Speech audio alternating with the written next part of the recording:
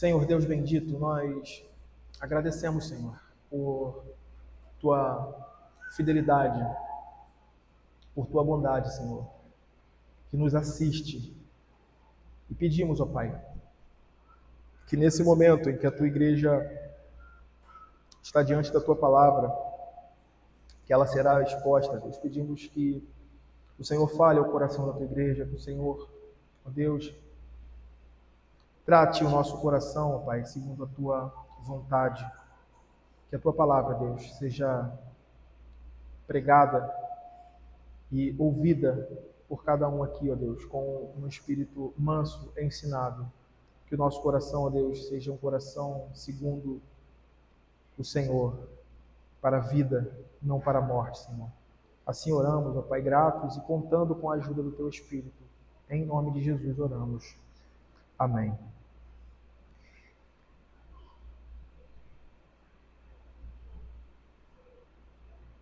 Irmãos, o tema que nós vamos desenvolver hoje, vamos tratar aqui no Evangelho de Mateus, sermão que já foi pregado aqui, mas que esse tema ele constantemente se faz necessário, como eu falei na parte da confissão de pecados, que é no mundo, mas não do mundo. E uma das perguntas mais práticas que todo crente verdadeiro enfrenta, às vezes e muitas vezes sem conseguir formular direito essa pergunta, é esta: como eu devo me relacionar com o mundo em que vivo? Como eu devo me relacionar, desenvolver essa vida que o Evangelho me chama a viver em meio a esse mundo caído? Até onde eu me envolvo? Onde essa linha deve ser traçada, não é, nesse envolvimento? E o que é piedade, o que é a fuga dessa realidade que o Senhor nos chama a viver pelo Evangelho? Essa é uma tensão real e esse é um ponto que nós devemos saber, e é isso que nós vamos desenvolver aqui. Mas o que a gente precisa saber de antemão é que a fé cristã nunca foi uma realidade confinada, tá? Uma realidade confinada aos muros da igreja ou a esses momentos de devoção pessoal. A vida cristã nunca foi isso, irmãos, de fato. Embora em alguns momentos da história da igreja, alguns grupos tentassem imprimir essa ideia, esse não é o princípio que o cristianismo puro e simples, que o Evangelho nos chama a viver, nos ensina. É interessante porque os reformadores, eles procuraram, por meio dessa reforma, desse trabalho meticuloso, resgatar uma verdade que a igreja, o período medieval, colocou sobre a igreja de Cristo. Apenas vivendo um tipo de religiosidade vazia. E eles resgataram esse princípio, imprimiram isso em quase todos os seus escritos, quase todas as suas, a sua criação, todos os seus desenvolvimentos percorriam em torno dessa realidade que toda vida cristã, toda vida deve ser vivida em cada aspecto diante da face de Deus, para a glória de Deus, aquilo que ficou conhecido, né? Com esse slogan, Coram Deo, diante da face de Deus, porque toda a vida é isso, ela é desenvolvida diante da face de Deus, né? E a partir dessa convicção, nós vamos olhar aqui para a realidade do que o texto bíblico está nos ensinando acerca disso. Eu queria ler os versos, capítulo 5 de Mateus, verso 13 a 16. Eu queria, nesse momento inicial aqui, expor apenas o verso 13. Mateus 5, 13 a 16.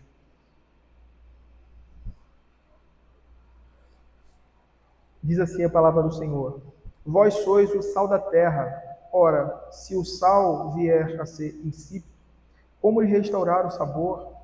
para nada mais presta, senão para, lançado fora, ser pisado pelos homens. E aí, seguindo o texto, né? Vós sois a luz do mundo. Não se pode esconder a cidade edificada sobre um monte, nem se acende uma candeia para colocá-la debaixo do alqueire, mas no velador, e alumia a todos os que se encontram na casa. Assim brilhe também a vossa luz diante dos homens, para que vejam as vossas boas obras e glorifiquem a vosso Pai que está nos céus. Eu creio que todos aqui, ou grande parte, estão familiarizados aí com o Sermão do Monte, que nós pregamos aqui, uma exposição que durou algum tempo. E é interessante aqui, só contextualizando, nos versos iniciais do Sermão do Monte, o Senhor vinha delineando ali, né, marcando ali o caráter do crente unido a Cristo, né, o caráter do verdadeiro cristão. E nos é ensinado que cada virtude ali que o crente possui, né, falando ali inicialmente nas bem-aventuranças, bem-aventurados os pobres, bem-aventurados naquela sequência toda que nós vimos, ele vai tratar, ele vai delinear exatamente isso, que cada virtude que nós temos como filhos de Deus, ela está ligada ao caráter de Cristo, não é? E que nenhuma dessas virtudes é inata do homem natural, né? Nenhum de nós nascemos com elas ou com alguma delas, né? Mas ela é comunicada nesse momento em que nós somos chamados, nós somos regenerados e justificados, então nós recebemos essas virtudes. De forma que cada cristão deve, em alguma medida, possuir essas virtudes. Eu lembro que foi pontuado aqui, foi falado e ensinado isso, de que não existe essa de que eu sou um homem manso, mas eu não sou humilde, ou eu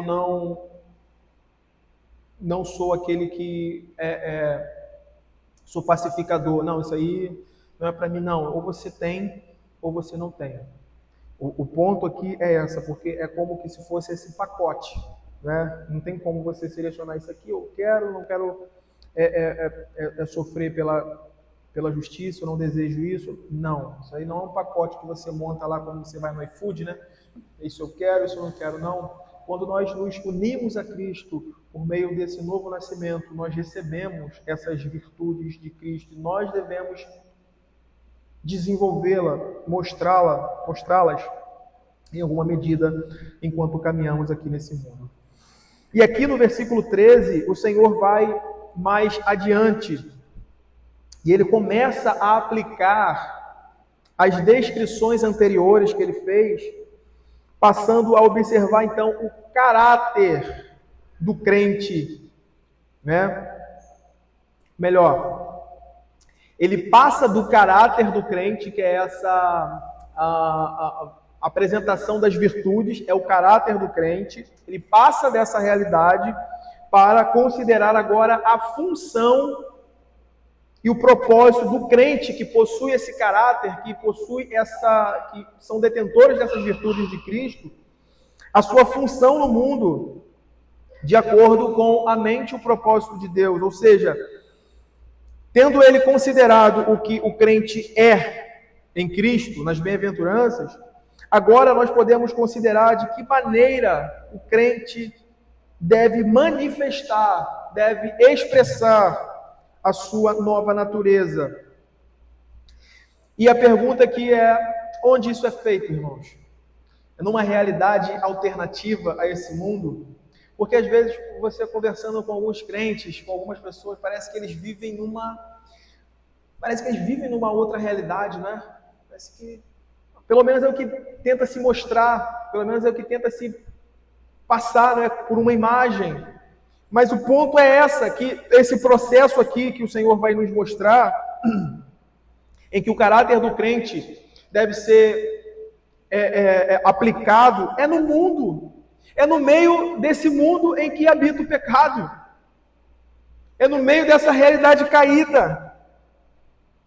E é interessante quando percebemos essa realidade. Nós estamos no mundo, mas não somos do mundo. Somos chamados do mundo, porém não deixamos esse mundo quando nascemos de novo, irmãos.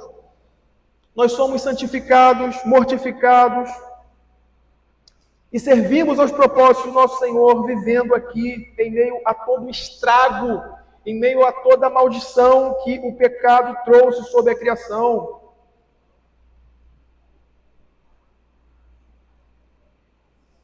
Essas virtudes são desenvolvidas aqui nesse mundo, no tempo em que o Senhor nos deu aqui. E nós devemos entender isso. Nós devemos entender isso para que não desperdicemos o nosso tempo, os meios que o Senhor nos deu, nas áreas e nos locais onde o Senhor nos plantou, em nossa família, no nosso trabalho, na nossa igreja, no mundo onde vivemos. Nós devemos entender isso para a glória de Deus. Então, o primeiro ponto que ele trata aí é exatamente esse. O crente como o sal da terra. Isso está ligado à vocação do crente no mundo, ao desenvolvimento das suas vocações com base nesse caráter de Cristo comunicado a você e a mim. Vejamos aí a primeira parte, a parte inicial do verso 13. O que o texto diz? Vós sois o sal da terra. Perceba aqui que o Senhor disse, vocês são o sal da terra. Mais adiante ele vai dizer, vocês são, na mesma perspectiva, a luz do mundo. O que é interessante aqui é que o modo do verbo aqui é indicativo. O modo empregado aqui do verbo grego aqui é indicativo, ou seja, ele não está no imperativo. Ele é uma declaração de fato. É uma declaração de um fato estabelecido. Vocês são, vós sois o sal, vocês são a luz do mundo. Ou seja, não é uma ordem para que algo seja feito como se, por exemplo, olha, agora tornem-se o sal, mudem as suas propriedades, né? Agora vocês precisam se tornar. Não, o verbo aqui está, o verbo aqui está no indicativo, falando de uma realidade, de uma declaração de fato. Jesus está aqui falando de algo que já foi realizado, de algo que está estabelecido na vida deles. Exatamente isso que a gente já desenvolveu até aqui, né, nessa ligação, naquilo que nos é comunicado nesse momento em que estamos, que somos ligados ao Senhor. O que está implícito aqui é justamente o caráter cristão, irmãos, ou seja, aquilo que o crente agora é unido a Cristo. E quais as implicações de serem participantes da virtude de Cristo? É exatamente essa. Mas existe aqui também um pressuposto que é inescapável, que torna o sal e a luz indispensáveis à realidade desse mundo. Porque o ponto é esse, o mundo precisa de sal porque ele é corrupto. Ele está naturalmente em um estado constante de putrefação.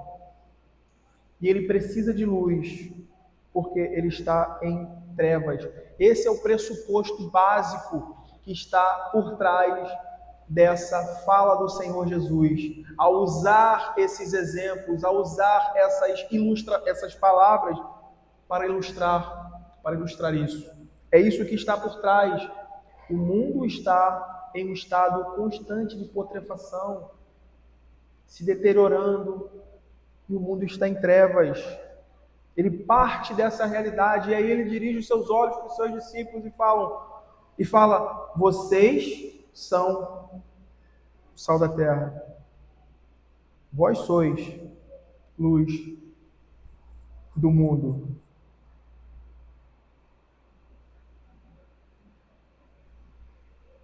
Então, quando Jesus ele emprega a figura do sal aqui, relacionado à vida cristã, à vida dos crentes, ele está mostrando a importância dos filhos de Deus, redimidos, vivendo nesse mundo caído e desempenhando suas respectivas vocações em cada área em que eles foram plantados pela sábia providência de Deus. O cristão, irmãos, cuja vida manifesta essas características do homem bem-aventurado, naturalmente causará impacto sobre o mundo em que vive. Naturalmente, não é algo que é forçoso. Isso causa impacto justamente porque ele será como um retardante da putrefação natural que opera no mundo. Não é como que um conservante natural que impede a corrupção, que impede que a corrupção, melhor dizendo, alcance o seu estado final de imediato. E isso claramente nos aponta para o fato de que sem a influência do Evangelho, é essa a realidade aqui. Sem a influência do Evangelho, irmãos, o mundo sofreria sua própria decadência moral. Isso incumbiria a autodestruição assim. Sem a influência do Evangelho nesse mundo, meus amigos. A gente olha às vezes e fala, tá mal, né? A coisa tá... Mas tenha certeza disso, que a coisa seria muito, terrivelmente pior. É interessante o comentário que o William Hendricks faz aqui desse texto, nessa parte. Ele diz assim: ainda que o sal tenha muitas características, como brancura, sabor, aroma, poder preservativo, talvez seja especialmente esta última qualidade, o poder do sal como antisséptico, substância que serve como preventivo para retardar a deterioração. A que se dá ênfase aqui, ainda que a função subsidiária de comunicar sabor não deve, obviamente, ser excluída. Irmãos, é notório que o mundo é ímpio e naturalmente corrupto, né? Todavia, como nós falamos, só Deus sabe quão mais corrupto seria ele sem o exemplo da vida de um crente, a influência de um crente na sociedade, a vida e as orações dos santos, refreando o mal, refreando a corrupção. Só Deus sabe como isso seria. Às vezes a gente acha, ou às vezes a gente não percebe o quanto a nossa vida pode ter um efeito nesse mundo.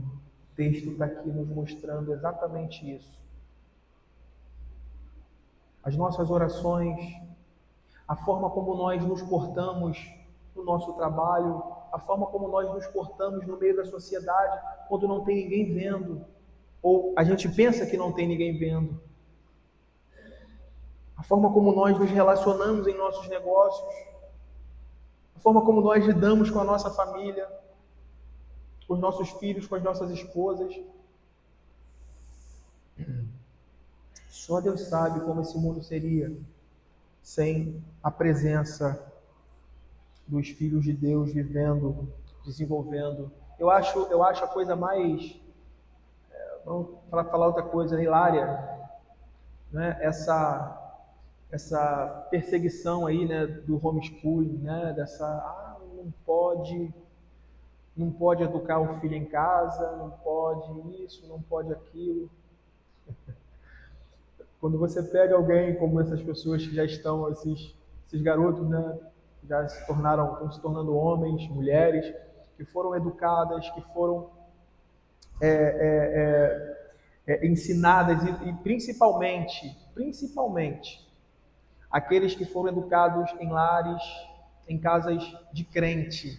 Quando você pega essas pessoas, você coloca do lado dessas pessoas que estão vivendo dentro dessa engrenagem que está aí. Você vê claramente essa distinção, né? Você vê claramente essa distinção. Mas, ao mesmo tempo, todos aqueles que estão em volta ali dessas pessoas, quando essas pessoas estão desenvolvendo seus trabalhos, quando elas estão criando, quando elas estão trabalhando, produzindo a sua vida naturalmente, né, na vida comum, dia a dia, o mundo é beneficiado com isso. A sociedade é beneficiada com isso. É interessante você ver, né, essa contradição, né? Não pode, mas são pessoas que expressam e mostram os valores, né, muito mais elevados e que trazem de fato soma à realidade em que se vive. Então, a gente sabe, né, que, ou melhor, nós nunca poderemos saber, só Deus, né, como é que seria essa corrupção. É interessante lembrar aqui de Abraão intercedendo por Sodoma, Sodoma, e ele apresenta ali alguns argumentos para o Senhor. Né? Quais são os argumentos, irmãos? Senhor, se tiver lá 40, não destruirei. Se tiver 30, não destruirei. Se tiver 10, se tiver 5, não destruirei. Vocês conseguem perceber a realidade da presença de um crente no mundo, nessa realidade que vivemos? Lloyd Jones, ele faz um comentário aqui que é muito interessante. Veja o que Lloyd Jones diz. Ele vai falar assim, por exemplo, um grupo de pessoas pode estar conversando de alguma maneira menos digna. Ele aqui é muito, não prudente nas palavras, mas vocês sabem do que ele está falando aqui, às vezes de palavras torpes, de conversinhas que às vezes se tem em muitos meios, que, irmãos, não são apropriadas para crente estar participando, para crente estar melhor se envolvendo ali e com os dentes abertos, como se estivesse aprovando aquele tipo de postura, aquela fala, aquelas coisas que são às vezes contrárias ao Evangelho e à lei de Deus. E ele vai dizer exatamente isso. Por exemplo, um grupo de pessoas pode estar conversando de alguma maneira menos digna. Subitamente um crente aproxima-se do grupo e imediatamente a presença dele surte um determinado efeito. O crente não profere nenhuma palavra sequer, mas prontamente as pessoas modificam a sua linguagem de Sartre. Ele já está agindo como sal, já estará controlando as tendências humanas para a putrefação e para a poluição. Basta-lhe ser um crente, portanto, através de sua vida, de seu caráter e de seu comportamento em geral, para já estar controlando aquele mal que se manifestava entre aquelas pessoas. Irmãos, quando isso não está acontecendo no nosso meio, quando nós, e aí eu volto a dizer que é sempre essa linha tênue aí, né? Quando nós estamos vivendo nesse mundo, desenvolvendo as nossas vidas, as nossas vocações nas áreas que o Senhor nos deu, e ali existe certamente um grupo ímpio, um grupo que não ama e não teme ao Senhor e não o conhece. E ali, ou o nome do Senhor está sendo escarnecido, ou de alguma forma eles estão falando palavras baixas, né? Torpes, né? Estão ali na promiscuidade, né? Exalando coisas que não são apropriadas. Quando nós chegamos ou quando nós estamos de alguma forma no meio disso, exposto a isso, irmãos, a nossa postura natural deve fazer com que essas pessoas se sintam mal por estarem falando e falando.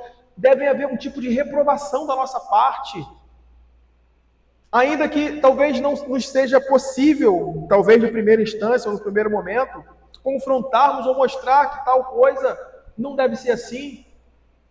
Mas na nossa própria postura, na forma como nós lidamos com o que está sendo feito, nós já mostramos isso. esse tipo de reprovação, o que não pode acontecer é essas pessoas, ou o mundo ímpio, que não ama e não conhece o Senhor, achar que nós somos mais um com eles. Isso não pode acontecer conosco. Nós não somos mais um somando as fileiras daqueles ímpios que escarnecem do nome de Deus, da igreja de Deus, das coisas, dos princípios e valores cristãos. Não somos, não podemos. Tem alguma coisa errada se isso estiver acontecendo e nós devemos olhar e reparar isso. Se nós temos autoridade para frear isso, nós devemos frear. Se você é alguém que tem algum poder dentro da sua área de trabalho e você não faz isso, você está pecando. Se você não tem esse poder para refrear isso, ou de imediato, ou de alguma forma, isso deve ser feito de forma que a sua vida, a sua postura reprove isso. E pelo menos na sua frente, no que diz respeito à sua presença ali, isso deve ser refreado em alguma medida. Porque esse é o padrão que nós conseguimos olhar e perceber aqui. Então o texto começa afirmando, irmãos, a nossa propriedade distinta do mundo, e com isso ele impõe essa vocação de sal e mais para frente luz, como algo que nós não podemos nos eximir nesse mundo. Faz parte do nosso chamado, faz parte da nossa vocação. Não sei, a vocação de cada um aqui, não sei os seus respectivos trabalhos, chamados, mas eu sei que isso aqui faz parte. Ser sal, ser luz do mundo. E aí o texto desenvolve, a segunda parte do texto nos ensina que estar no mundo jamais poderá ser sinônimo de nos unir ao mundo, de amá-lo, ou de ter nele algum contentamento. O texto vai nos apresentar isso. Veja a segunda parte aí do verso 13. Ora, se o sal vier a ser insípido, como lhe restaurar o sabor? Para nada mais presta senão para, lançado fora, ser pisado pelos homens. Interessante aqui que algumas pessoas vão argumentar que Jesus aqui teria falado de algo talvez impossível de acontecer, Afinal, a gente sabe, e se tem, que o cloreto de sódio ele é quimicamente estável, ele é bem estável. Porém, enquanto o que eu quero destacar aqui é que no contexto ao qual o Senhor dirigia aos seus discípulos essas palavras aqui, era o contexto ali da Palestina, no primeiro século, onde a principal fonte de sal era o Mar Morto. E o sal do Mar Morto era misturado com outros minerais que absorviam sua salinidade. O sal, assim, era contaminado, perdendo ali progressivamente suas propriedades. Então, o Senhor sabe o que está dizendo e Ele está falando dentro dessa perspectiva ali, a fim de mostrar um ensino, de trazer um ensino. E é exatamente isso que o Senhor quer dizer aqui. A interação do crente com o mundo deve ser feita, ou deve acontecer de forma que, ao tocá-lo, nós possamos dar sentido a ele. Porque, irmãos, o mundo desligado, o mundo desconectado, o mundo rebelado contra Deus, ele não consegue perceber as realidades, os propósitos, as finalidades, o fim para o qual Deus criou todas as coisas. É por isso que eles vivem como vivem, é por isso que eles desenvolvem suas vidas como desenvolvem. Então, o ponto aqui é esse, nessa interação, nesse contato nosso com o mundo. Nós precisamos dar sentido a ele. trazendo, aplicando as verdades eternas do nosso Senhor a cada esfera da vida, subjugando todas as coisas ao senhorio de Cristo, sem nos deixar contaminar, sem nos deixar levar pela influência do mundo. Esse é o nosso desafio, irmãos. Esse é o seu e o meu desafio enquanto crentes aqui nesse mundo. Nós estamos desenvolvendo a vida cristã, nós estamos sendo santificados, mortificados em nossos pecados, mas isso acontece aqui agora, no meio desse caos que existe.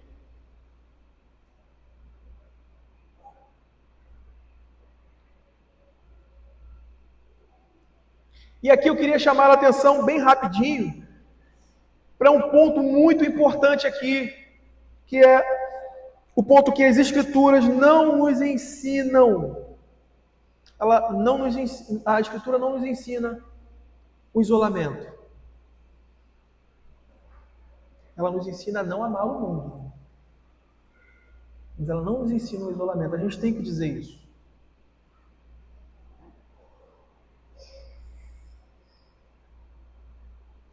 As Escrituras nos alertam severamente contra a amizade, contra o mundo. Abra Tiago. Tiago capítulo 4.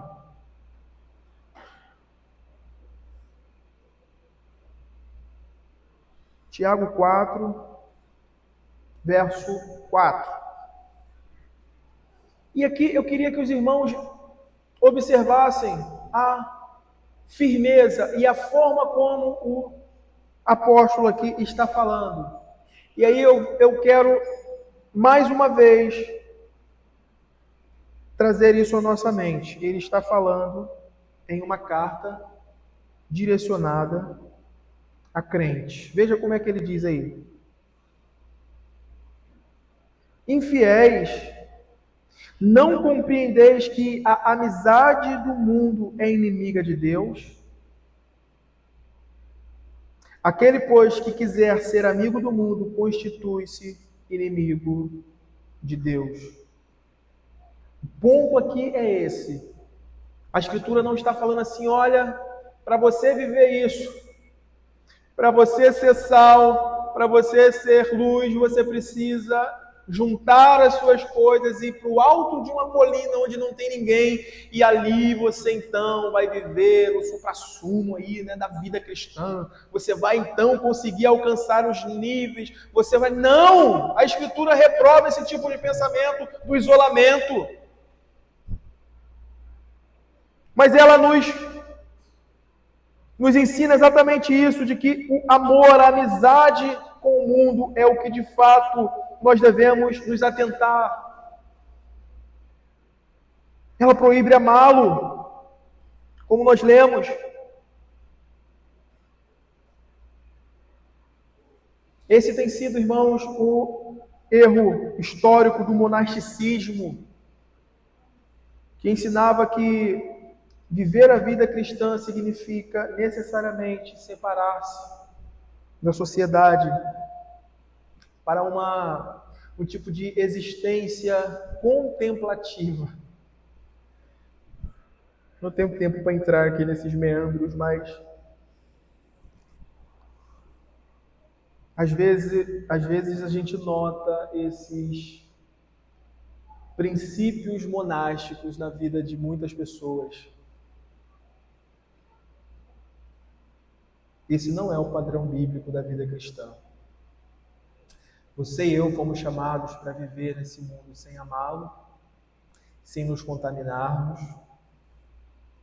e ao mesmo tempo refreando, influenciando, trazendo sobre esse mundo a luz do Evangelho, testemunhando do nosso Senhor.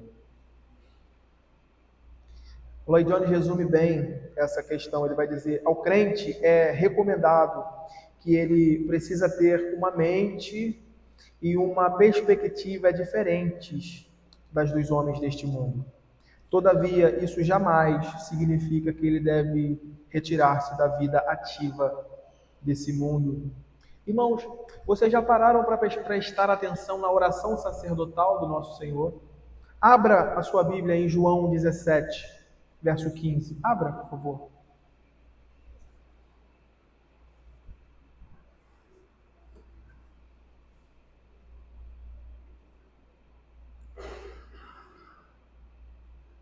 As palavras do Senhor aqui deixam essa realidade extremamente, absolutamente clara. Evangelho de João 17, verso 15, diz assim: a oração do Senhor: não peço que os tires do mundo, e sim que os guarde do mal. Eles não são do mundo, como também eu não sou. Santifica-os na verdade. A tua palavra é a verdade.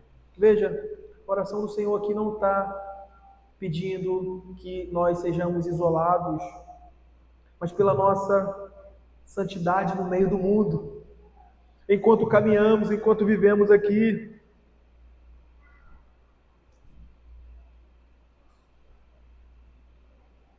E aqui, irmãos, percebemos um perigo bem sutil. É um perigo bem sutil que é possível nos tornar mundanos, mesmo cobertos de atividades religiosas, quando perdemos de vista esse propósito da nossa vocação, propósito e o alvo da nossa vocação. É a ideia ali do sal que está debaixo da luz que está escondida. Nós não podemos perder essa realidade de vista, porque aquelas pessoas que estão vivendo, né, dentro dessa perspectiva monástica, elas estão vivendo uma realidade que para elas estão elevadas, elas estão, meus irmãos, se o nosso coração, se aqueles pecados que precisam ser tratados e confessados e abandonados dentro do nosso coração não forem, você pode se isolar, você pode ir para o alto do monte onde não tem ninguém, o pecado está lá. Seu coração continua manchado, carregado daquilo que Deus odeia. Você pode estar envolvido em todas as atividades, em 100 atividades da igreja. O apóstolo Paulo vai dizer: isso não tem poder contra o pecado. Então esse é um perigo que às vezes nós corremos, de achar que estarmos ligados a alguma coisa do âmbito religioso meramente nos dá esse álibi.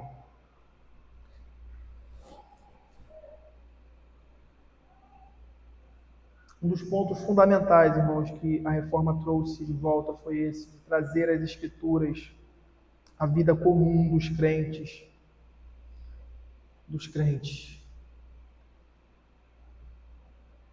E levá-los a entender o seu papel como soldado de Cristo nesse mundo caído. A reforma desmistificou a vida cristã, libertando então dessa escuridão medieval, para que cada crente pudesse exercer sua vocação, sendo sal da terra e luz do mundo onde Deus o plantou. Tem uma palavra, tem uma frase de Lutero que é muito interessante. Ele vai dizer assim: se eu professar com a voz mais alta e com a mais clara exposição cada pormenor da verdade de Deus, exceto precisamente aquele pequeno ponto ao qual o mundo e o demônio estão naquele momento atacando, eu não estou confessando Cristo, ainda que ousadamente eu possa estar professando a Cristo. Ele vai dizer: onde a batalha trava-se, ali a lealdade do soldado é provada. É conhecida também aquela história do sapateiro, né? Que ao se converter, ele vai perguntar ali, acho que é Lutero também, né?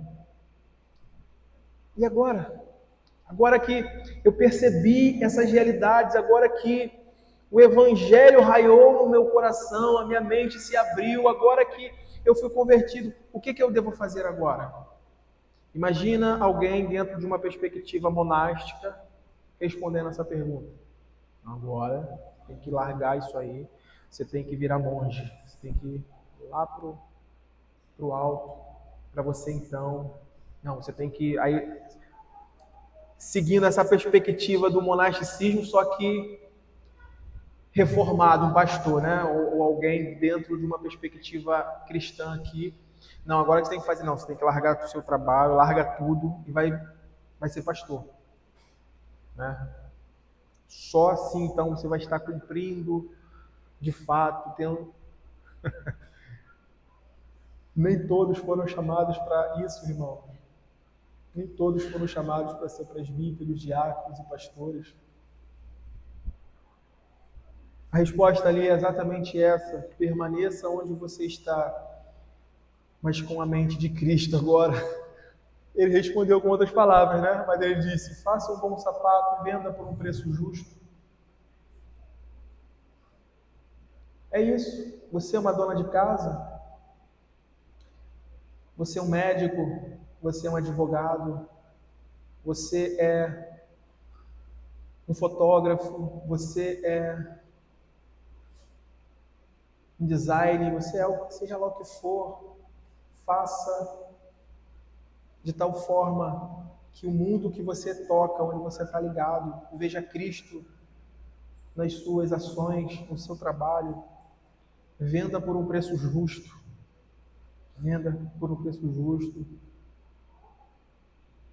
O cristão deve ser esse, irmãos, que sabe discernir o seu tempo,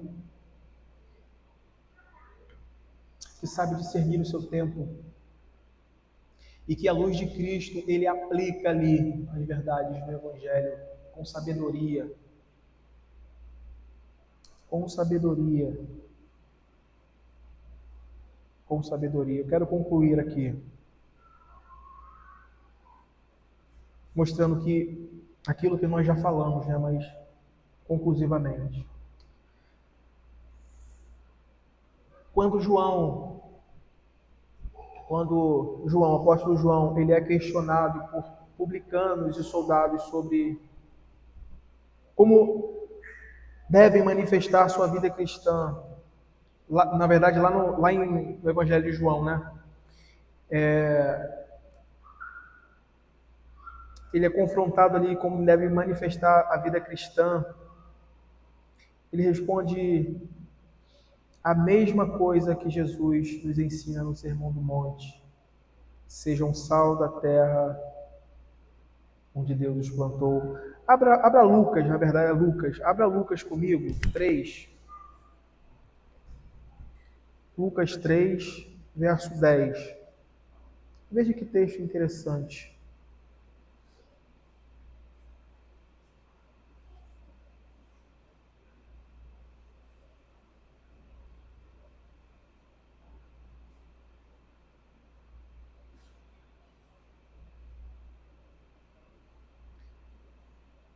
O contexto aí, irmãos, é um contexto de pregação.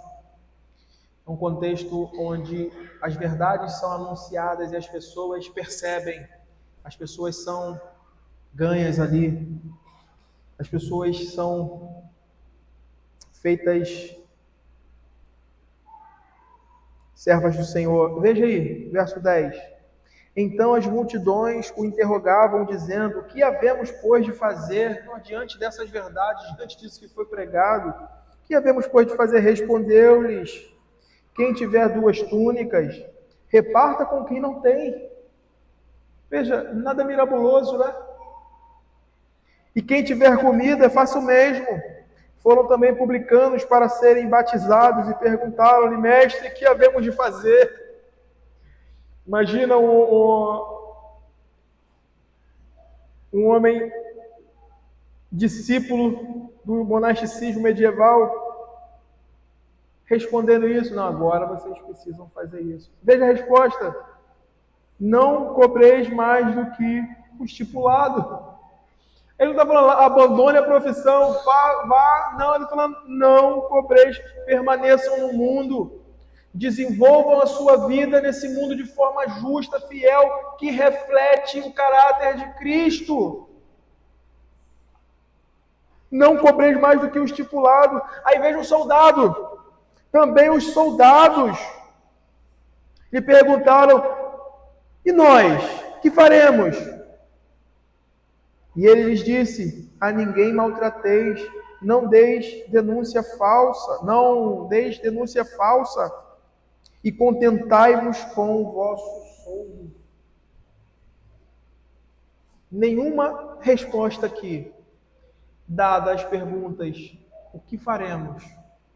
Como fazer?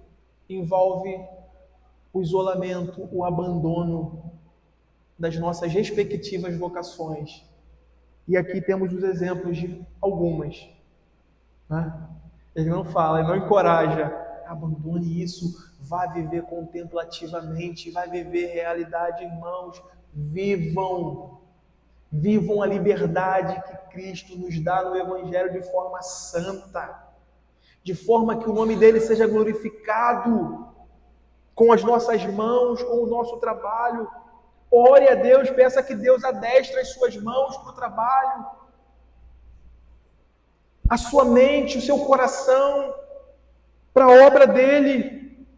Enquanto você caminha aqui nesse mundo, enquanto você está vendo a maldade, o disparate desse mundo, a imoralidade ao seu redor, não seja imoral como o mundo é.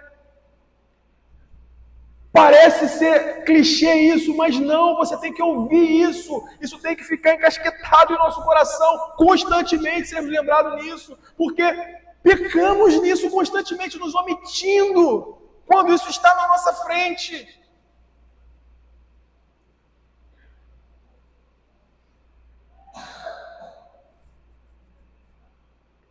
Quando temos a oportunidade de atuarmos e agirmos como o sal, às vezes nós não agimos assim. Irmãos,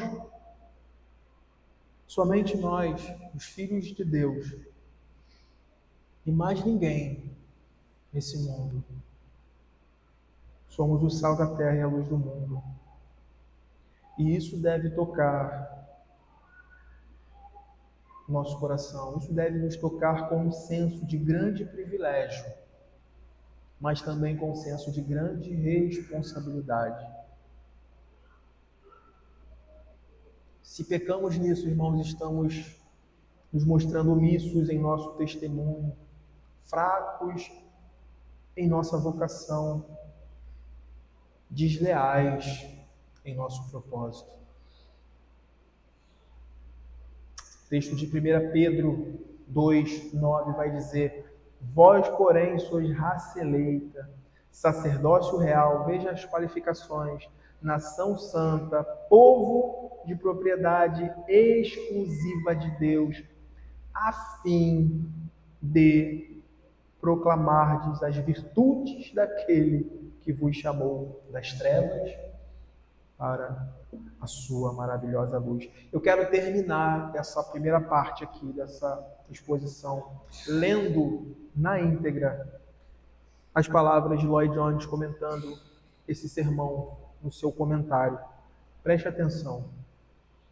Ele diz assim: crente, você e eu estamos vivendo entre homens e mulheres que se acham no estado das mais grosseiras trevas. Jamais encontram qualquer luz neste mundo, exceto de você e de mim, bem como do Evangelho ao qual cremos e o qual ensinamos. Os homens do mundo estão olhando para nós, estão vendo em nós alguma coisa diferente. Nossas vidas servem de reprimenda silenciosa contra as vidas deles.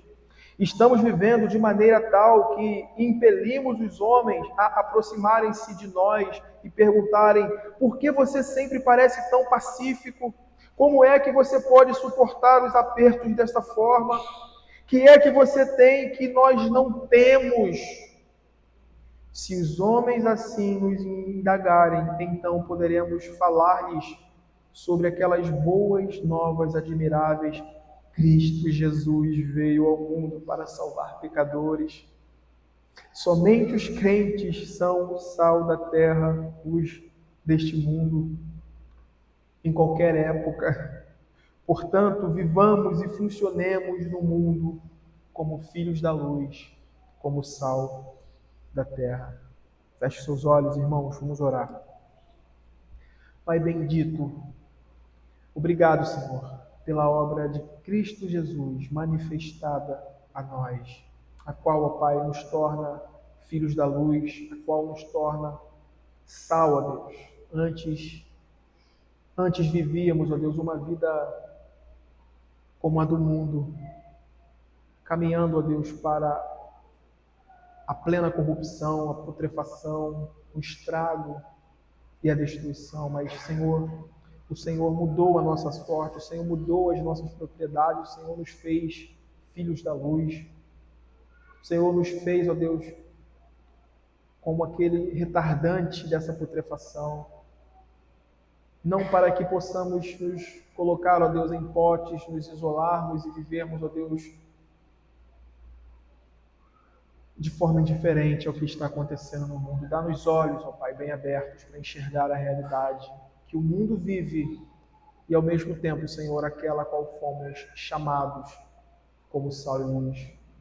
Que possamos salgar, ó Deus, que possamos dar sabor, que possamos, ó Deus, preservar, enquanto o Senhor assim nos permitir, até que, ó Deus, chegue o tempo em que o seu reto e justo juízo paire sobre esse mundo. Abençoa, Deus, a tua igreja, abençoa o teu povo. Oramos assim, em nome de Jesus. Amém. Ficar de pé, irmãos.